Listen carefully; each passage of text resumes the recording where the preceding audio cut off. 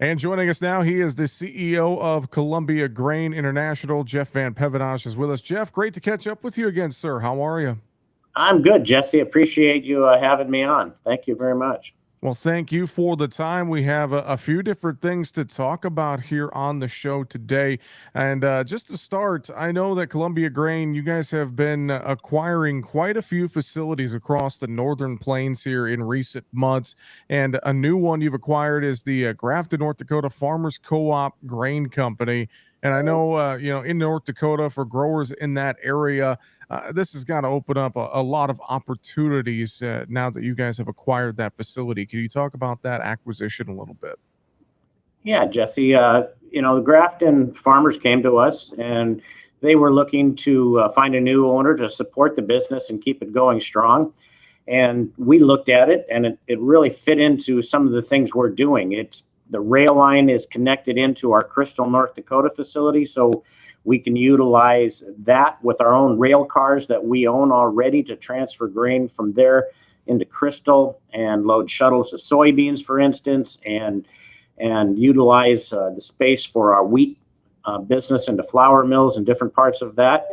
We also look at it. We're a very diverse company handling yellow peas, dry beans, canolas, flaxes. And we like the way the space was set up that would allow us to provide those kind of marketing options for farmers in that area. So I know we've already been dumping and buying a fair number of pinto beans there. We've managed to buy canola there. We're buying yellow peas there. So really, we look to say that we bring a lot more options to farmers in that area for markets. And our Villa agronomy business is right down the road from there. So again, another option for farmers to look at in their inputs. And we've got our people from both our Villa and Crystal that are really working together, as well as Minto working together to help push that facility, operate it, provide farmers with great information and options for marketing their grain. A lot of synergies for you guys across the northern plains there, Jeff.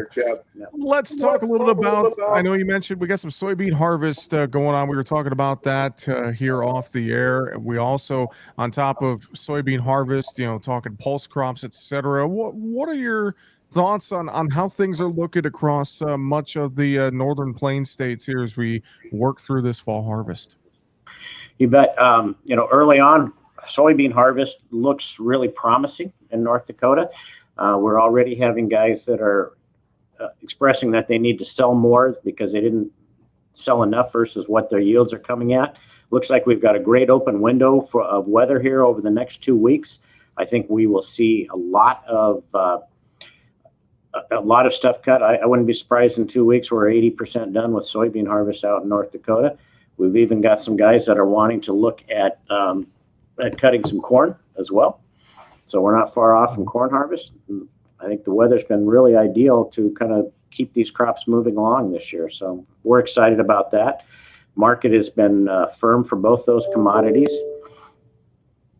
So yeah, that's a great thing for farmers too. So I think one of the things that are being brought to light in the soybean world, particularly in the export side, is a thing that's called soybeans of another color. And there's some varieties out there that are providing some problems, particularly into the export markets because of the different color of the bean. And that's a big issue that I've been dealing with on National Grain and Feed Association, a board that I'm on there. And we're looking at that. So I think that's kind of a topic that farmers need to keep on the front of their brain right now.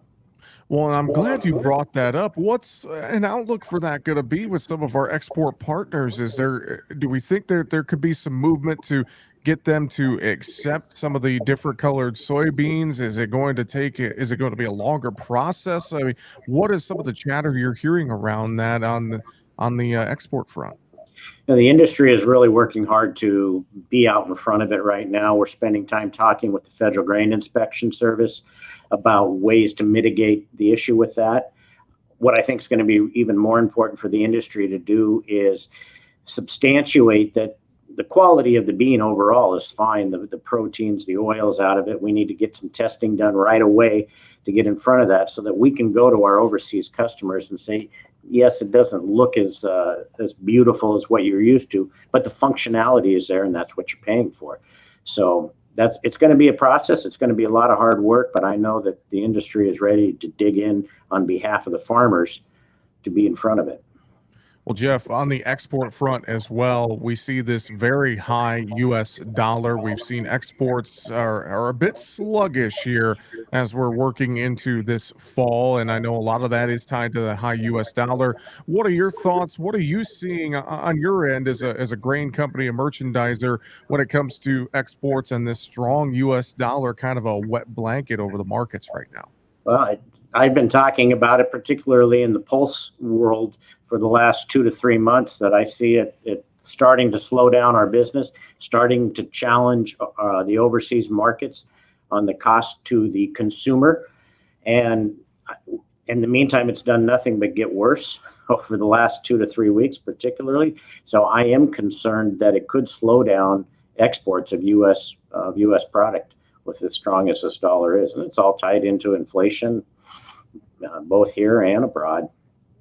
Well, I know as well, you're thinking on the soybean side, we've seen Argentina export a lot of beans to China, particularly with their monetary policy they have in place down there. And I think about just, harvest moving forward. We had the rail issues, obviously. It sounds like we've got that resolved.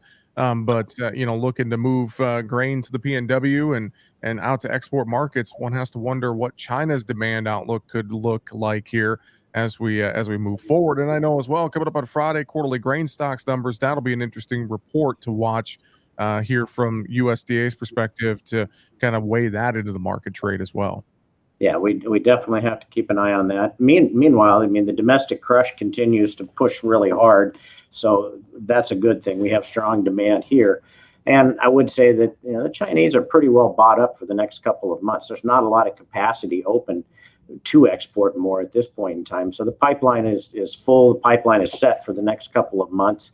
It was great to have the rail strike averted for now, and hopefully it's averted for good.